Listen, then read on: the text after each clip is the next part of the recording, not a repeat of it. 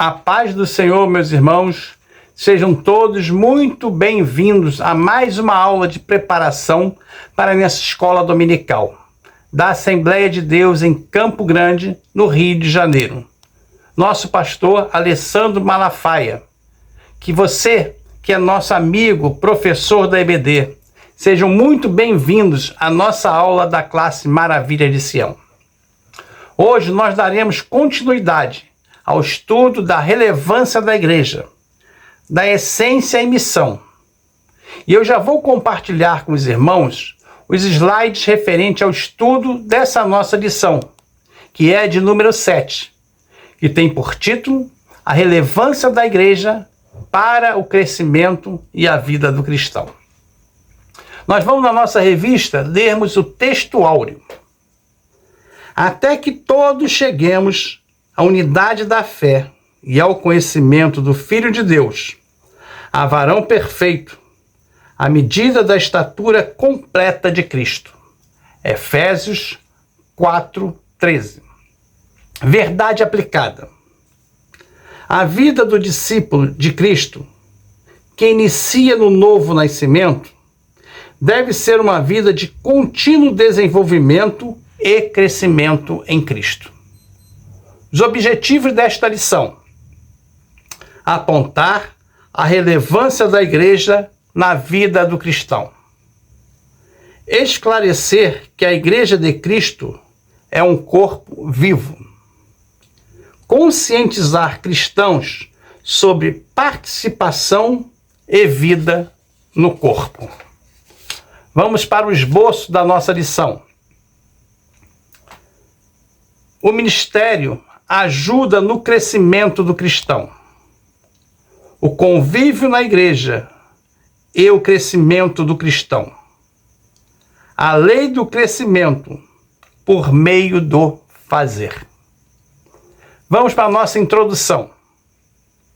A igreja desempenha um papel fundamental no crescimento do cristão, pois proporciona ao mesmo um ambiente de comunhão, apoio mútuo, fortalecimento da fé e encorajamento em momentos de dificuldades.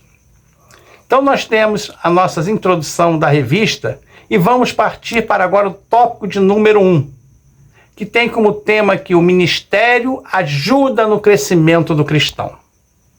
Vamos ver um pouco mais do que Paulo escreveu para os irmãos em Éfeso, a respeito dos dons ministeriais, o pastoreio, o evangelista, o mestre e o profeta. Para que são esses ministérios? Esses ministérios é para a edificação do cristão. E no subtópico 1.1, a importância dos líderes ministeriais. Em Efésios 4:11, diz assim: E ele mesmo deu um para apóstolos, e outros para profetas, e outros para evangelistas, e outros para pastores e doutores. Na igreja, há muitos níveis de liderança, bem como a diversidade de vocações, carismas e serviços. Todavia, tudo deve ser conduzido num clima de harmonia, de comunhão e tendo a mesma finalidade, que é a promoção do reino de Deus. Jesus é o nosso modelo de líder. O pastor é o que cuida e acolhe os outros membros da igreja, exercendo liderança. Ele ajuda os membros a crescerem, exortando, corrigindo, aconselhando e ensinando o viver de acordo com a palavra de Deus. O evangelista, conforme a Bíblia, é aquele crente que leva os outros à evangelização, como membros integrados do corpo de Cristo. O mestre, na sua atividade primordial, é cuidar do ensino das Sagradas Escrituras. Os mestres são aqueles que têm de Deus um dom especial para esclarecer, é para expor e proclamar a palavra de Deus, a fim de edificar o corpo de Cristo. O profeta é uma pessoa que proclama a verdade de Deus para os outros. A palavra grega profetes pode significar aquele que proclama ou defensor. Na Bíblia, os profetas frequentemente tinham um papel de ensino e revelação, declarando a verdade de Deus. Ele encoraja, ele aguça, ativa e estimula, nos dando força, produzindo o avivamento. Jesus, quando dá os dons e os ministérios à sua igreja, ele está visando o crescimento de cada um de nós. O subtópico 1.2 fala: o ensino promovia crescimento à igreja primitiva. Em Atos 2,42, diz assim: e perseveraram na doutrina dos apóstolos, e na comunhão, e no partir do pão, e nas orações. A Bíblia mostra que a igreja primitiva crescia naturalmente. Vamos ver alguns dados bíblicos que comprovam este crescimento. Começou com 12 discípulos. Está lá em Mateus 10, 1-4. E tendo chamado os 12 discípulos. E Lucas 9:1, convocando os seus 12 discípulos. Depois, os 70 discípulos. Lucas 10:1. Depois disso, o Senhor designou 70 e os enviou de 2 em 2. Logo a seguir, 120 discípulos. Atos 1:15. Naqueles dias, Pedro levantou-se entre os irmãos, um grupo de cerca de 120 pessoas. Mais um pouquinho à frente, 3.000 batizados. Atos 2:41. Os que aceitaram a mensagem foram batizados. E naquele dia houve um crescimento de cerca de 3.000 pessoas. Mais um pouquinho à frente, 5.000 convertidos. Atos 4:4. Mas muitos do que tinham ouvido a mensagem creram, chegando o número de homens que creram a perto de 5.000. O número continua crescendo, ao ponto de perder a conta. Atos 5:14. E a multidão dos que criam no Senhor, tanto homens como mulheres, crescia mais e mais. Mais crescimento, inclusive conversão de sacerdotes. Atos 6, do 1-7. E crescia a palavra de Deus, e em Jerusalém se multiplicava muito o número dos discípulos, e grande dos partes dos sacerdotes obedecia à fé. E continua crescendo até os dias de hoje. Percebemos que a igreja primitiva priorizava o ensino. Era uma igreja que crescia pela doutrina e ensinamento dos apóstolos. Eles perseveraram no ensino e no aprendizado, tanto que se tornou uma marca da igreja primitiva. O ensinamento da igreja consistia em a vida, morte e ressurreição de Cristo, e o seu significado para a salvação do homem. A igreja primitiva tinha comunhão, eles se identificavam, tinha paz um com os outros e tinham temor de Deus. Que tenhamos afinco no ensino da palavra de Deus, que somente através do conhecimento da palavra de Deus haverá o crescimento da igreja. O ministério de ensino é tão importante que Jesus, mesmo tendo pregado, ele ficou mais conhecido como mestre. Porque, além de pregar, ensinava. Jesus pregava ensinando. tópico 1.3. A importância dos mestres para o crescimento da igreja. A partir da nossa conversão, iniciamos um processo de desenvolvimento e amadurecimento, que tem que ser constante para o nosso crescimento espiritual através da palavra de Deus. A igreja desempenha um papel fundamental na nossa vida cristã, no nosso crescimento. Neste ambiente, nós vamos aprendendo princípios da palavra de Deus. O próprio apóstolo Paulo, ele mesmo fala em Atos 22:3, que ele foi instruído conforme a lei. Após a conversão, Paulo foi extremamente ajudado por Barnabé. Depois de ter sido convocado pelo Senhor para ser apóstolo, tentou se aproximar da igreja de Jesus em Jerusalém, mas ninguém acreditava nele. Foi justamente nessa ocasião que Deus usou a Barnabé como pessoa-chave para integrar Paulo naquela igreja.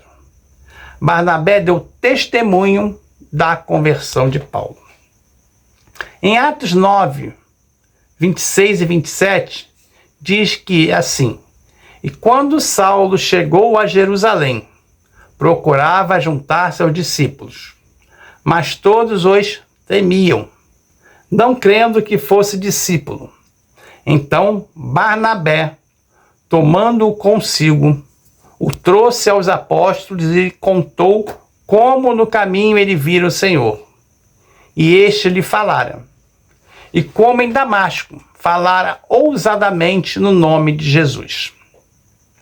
Barnabé também foi um instrumento importante para o crescimento do ministério do apóstolo Paulo.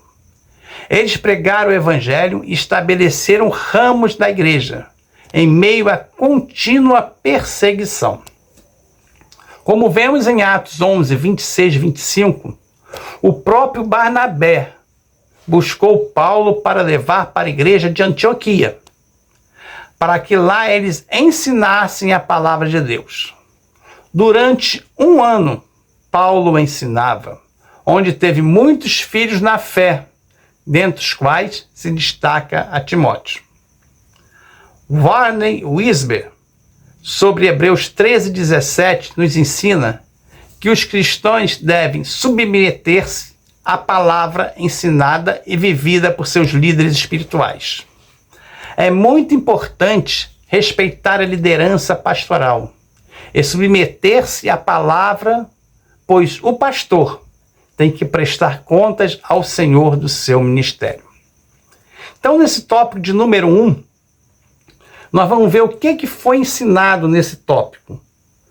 Que Deus dá à igreja líderes ministeriais, visando o aperfeiçoamento dos santos, ou seja, o desempenho do seu serviço e a edificação do corpo de Cristo.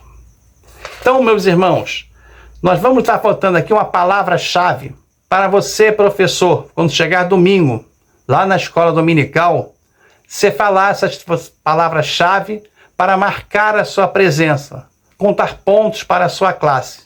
Eu vou liberar 3 palavras-chave nesse estudo de hoje. A primeira está indo agora para vocês, que é crescimento. Palavra-chave, crescimento, a primeira palavra. Tópico de número 2. O convívio na igreja e o crescimento cristão. As pessoas são influenciadas pelos meios que elas vivem. Há uma importante influência no ser humano do meio em que ele vive. Uma vez que o ambiente suscita comportamentos que fazem alterar as características do local que ele se encontra.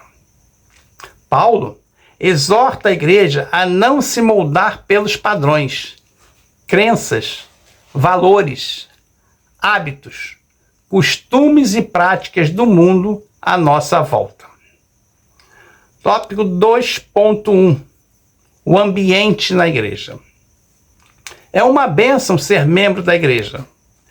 e aprender a plenitude do Evangelho. Podemos desenvolver bons relacionamentos na igreja e cuidar um dos outros. A igreja é um lugar para fazermos isso.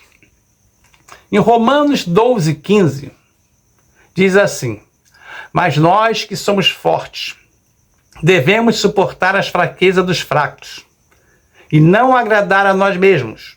Portanto, cada um de nós agrade o seu próximo no que é bom para a edificação.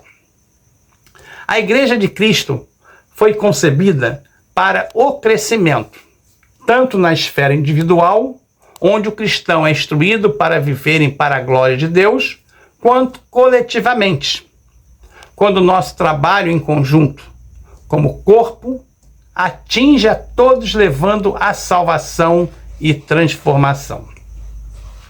O ambiente da igreja é muito importante para o crescimento, para o aperfeiçoamento e amadurecimento do discípulo. A convivência oportuniza a reciprocidade e a comunhão pessoal que os irmãos gozam. Primeiramente com Deus e depois um com os outros, tendo por base sua união com Cristo. Qual de vocês que já chegou na igreja triste, abatido, mas ouviu um louvor, ou recebeu um abraço de um irmão que te confortou, ou até uma palavra de incentivo, isto é, a importância da igreja na comunhão? Isso é ajudar um ao outro. Subtópico 2.2. O ambiente da igreja não é perfeito. Em Provérbios 4,18 nos diz: mas a vereda dos justos é como a luz da aurora, que vai brilhando mais e mais até ser dia perfeito. A igreja não é lugar de pessoas perfeitas, mas de pessoas em transformação, pois ela é feita por pessoas imperfeitas. A igreja é feita por pessoas imperfeitas. Se você procura uma igreja perfeita, você não vai encontrar, porque nós estamos em processo de crescimento e não terminaremos aqui. Quando aceitamos a Cristo, somos regenerados, mas nosso processo de crescimento e santificação, ele é contínuo. A igreja é formada simplesmente por pessoas imperfeitas que buscam, na perfeição de Deus, a justificação por meio do sacrifício de Cristo. Como Paulo diz em Efésios 4,13, estatura de varão perfeito. Isto quer dizer, quando chegarmos na glória, alcançaremos perfeição só em Deus.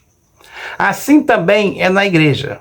Se existem pessoas perfeitas, Jesus não precisaria morrer na cruz do Calvário. Então, nós reunimos na igreja num só propósito: a comunhão e aprendizado para crescimento e edificação, um ajudando o outro. Assim vamos caminhando até Jesus nos chamar. Em Efésios 4:2, nos diz que devemos suportarmos uns aos outros. Isso significa ser longânimo com as falhas e fraquezas dos outros, ajudando-os e, o principal, perdoar aqueles que nos ofendem. Subtópico 2.3. O serviço da igreja é fundamental para o crescimento. Em 1 Tessalonicenses 1,9 nos diz: porque eles mesmos anunciam de nós qual a entrada que tivemos para convosco, e como dos ídolos vos convertestes a Deus, para servir ao Deus vivo e verdadeiro. Pois fomos chamados, salvos e restaurados para servir, deixar o nosso eu para trás e seguirmos em frente na vida cristã. Somos chamados para servir a Deus e a nossos irmãos. Quem serve se preocupa em fazer bem aos outros, Quando servimos uns aos outros, a igreja cresce e se fortalece. Nós, às vezes, almejamos crescer em nosso trabalho, o que não é errado, mas isso vai ficar aqui. O que vai valer a pena é o que nós fazemos para o Senhor. E é isso que dá o crescimento na vida cristã. E esse crescimento não é de um dia para o outro, mas a cada dia até alcançarmos a estatura de varão perfeito. O pastor Abraão Cipriano, no livro Obreiros de Valor, ele cita que nós, e ele nos diz, ele nos diz, não há vida cristã sem oração. E a palavra, não há ministério frutífero sem a direção do Espírito Santo. Não há obreiro sem igreja, e não há igreja sem obreiros. Então, meus amados, nesse tópico, o que nós aprendemos nesse tópico? Aprendemos que o ambiente da igreja contribui para o crescimento dos seus membros. Então, aqui já vou deixar a segunda palavra-chave para os irmãos pontuarem na classe. A palavra-chave, a segunda palavra-chave é ambiente. Então, anotem aí, ambiente é a palavra-chave. Tópico de número 3. A lei do crescimento por meio do fazer. Jesus Cristo não só ensinou, mas exercitou. Ele foi um exemplo em todos os sentidos. Nós temos que exercitar o que Deus nos deu para crescermos, fazendo como Cristo nos ensinou. Se nós não colocarmos em prática o que aprendemos, como desenvolveremos os dons? Assim como nós, se não exercitarmos algum músculo do nosso corpo, com o tempo, ele atrofia, ele seca. 2 Timóteo 1,6. Por este motivo, te lembro que desperte o dom de Deus, que existe em ti, pela imposição das minhas mãos. Subtópico 3.1. Como desenvolver os talentos recebidos de Deus? Nós desenvolvemos o nosso talento exercitando aquilo que é colocado em nossas mãos. Se é orar, vai orar. Se é pregar, vai ler a Bíblia. Vai pregar para o espelho. Quer ganhar almas? Fala de Jesus para quem não é crente. Vai participar do evangelismo. Vida cristã é ação e exercício. Em Mateus 25, versículo 14 ao 30, nos conta a história dos talentos. Diz que um homem entregou seus bens. Deu 5 talentos para o seu servo. Deu mais 2 talentos para outro servo. E 1 talento para o terceiro. E o que aconteceu? Quando o Senhor voltou, o primeiro tinha ganhado mais 5 talentos. Entregou na mão do seu senhor. O segundo conseguiu mais 2 talentos e deu na mão do seu senhor. O terceiro, que ganhou 1 talento, o que ele fez? Ele enterrou. Ele achou que não ia ser cobrado por aquilo. E aquele servo foi lançado nas trevas. Os talentos precisam ser desenvolvidos e usados no reino de Deus para abençoar o próximo. Fazendo-se tudo o que estiver ao alcance de cada fiel para glorificar a ele e ao seu reino. É necessário dar frutos e multiplicar os talentos recebidos. Nossos talentos não são nossos. Deus já deu o seu talento. Então, não enterre, invista na obra de Deus. Subtópico 3.2. A lei do crescimento está presente na vida cristã. Em 1 Pedro 2,2, desejai afetuosamente, como meninos novamente nascidos. O leite racional, não falsificado, para que por ele vades crescendo. Somos exortados a deixar o leite espiritual, a desejar o leite espiritual, puro, para que possamos crescer na salvação. A EBD é um espaço onde os cristãos podem se alimentar da palavra de Deus, fortalecendo a sua fé e aprofundando sua compreensão nas Escrituras. É preciso pôr em prática, pois crescimento também é prática. O crescimento da vida cristã não é opção, e sim é uma ordem. Se você acha que já chegou no topo e que não precisa mais crescer, cuidado. A tendência é você cair, pois temos sempre mais a crescer, mais a aprender. Aqui na nossa lição dá o exemplo de como andar de bicicleta.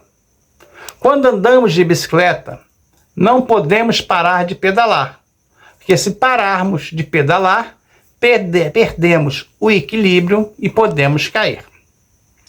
Como foi dito no tópico 2.2, estamos em processo de crescimento.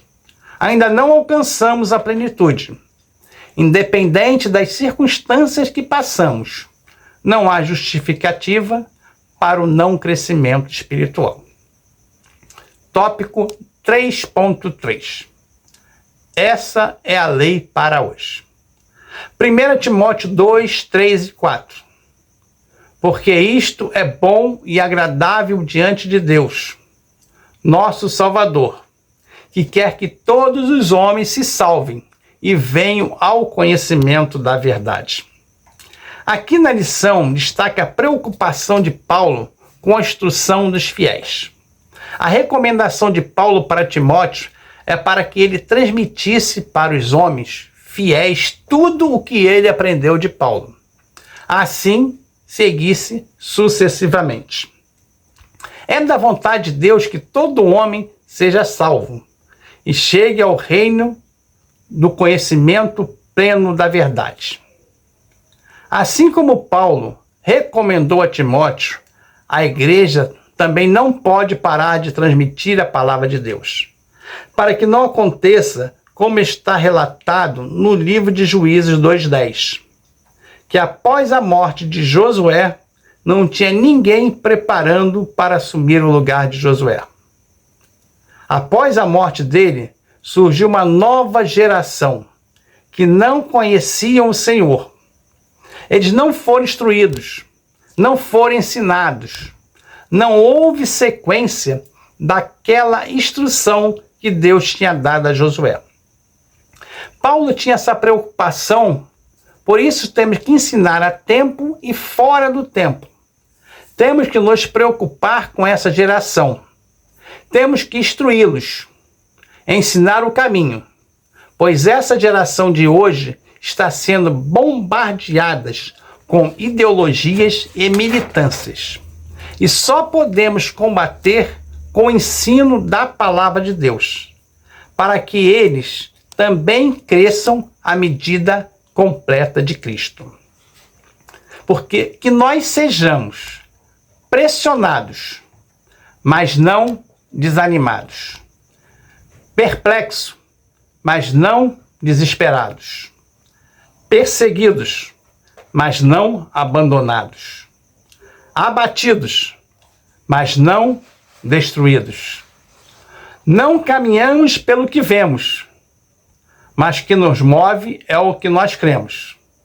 Nação santa, somos a igreja, vivemos por fé, estamos de pé. E nós continuamos, prossigamos ficar de pé. E o que nós aprendemos nesse tópico de número 3?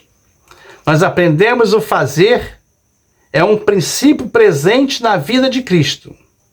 Ele não só ensinou, ele fez. O fazer gera experiência e crescimento. Então, finalizando nesse tópico 3, vou dar mais a terceira palavra-chave para você, professor, anotar aí. Não esqueça de anotar essa palavra-chave. Palavra-chave dessa terceira lição, terceiro tópico, é uma palavra pequena. É lei. Então você aí já tem as 3 palavras-chave para que você possa dar a sua presença no domingo, no dia 18, na escola dominical. A conclusão da nossa revista. Vimos nesta lição que o crescimento e desenvolvimento do discípulo de Cristo ao longo da jornada cristã nesta terra passa necessariamente pela convivência em uma igreja local, pelos cuidados recebidos por parte daqueles que o Senhor Jesus concede à igreja, para o exercício de diferentes ministérios, e pelo interesse e comprometimento pessoal de cada um, até que todos cheguemos à medida de estatura completa de Cristo. Efésios 4:13. Meus amados professores, que Deus abençoe a cada um, que vocês possam ter uma aula abençoada, que os seus alunos possam ter um entendimento para cada um. Que nós sejamos instrumentos na mão do Senhor para ministrar a palavra para os nossos alunos. Que Deus abençoe a todos e fique na paz de nosso Senhor e Salvador Jesus Cristo. Amém.